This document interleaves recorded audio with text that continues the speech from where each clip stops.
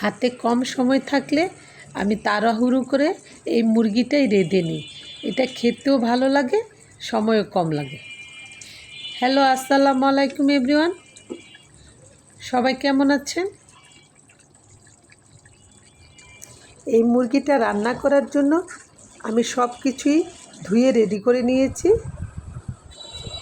রান্না বসিয়ে দেওয়ার আগে আনারসের মোরব্বাটাও চুলায় বলক উঠিয়ে নিচ্ছি। আর এদিকে মেয়েকেও পড়তে বসিয়ে দিয়েছি। একদিকে মেয়েকে পড়তে বসিয়ে রান্নাও চড়িয়ে দিলাম।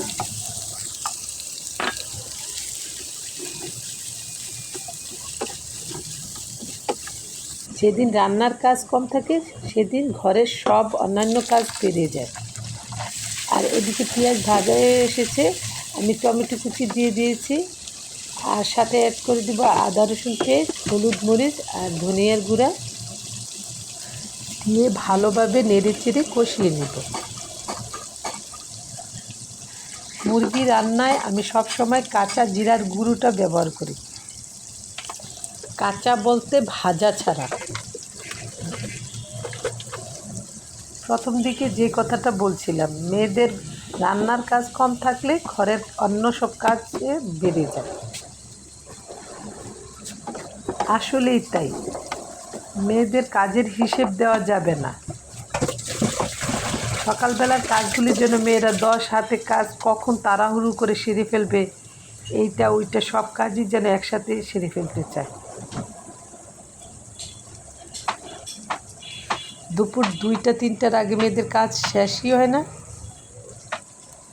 আর নিজের সংসার কাজ তো করতেই হবে, হিসেব করে কি আর কাজ করা যায়?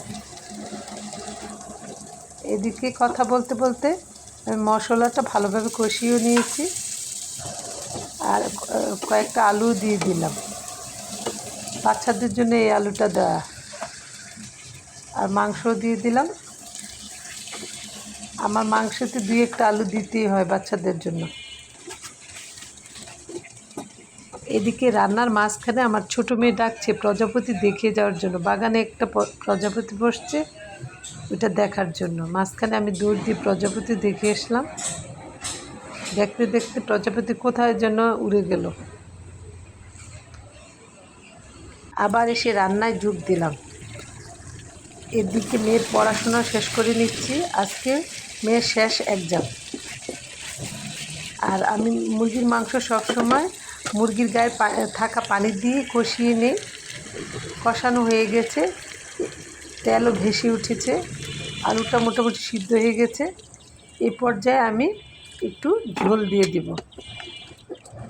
আমি মুরগির মাংসটা একটু হালকা হালকা ঝোল ঝোল রাখবো, জন্য সেভাবেই পানি দিয়ে দিয়েছি।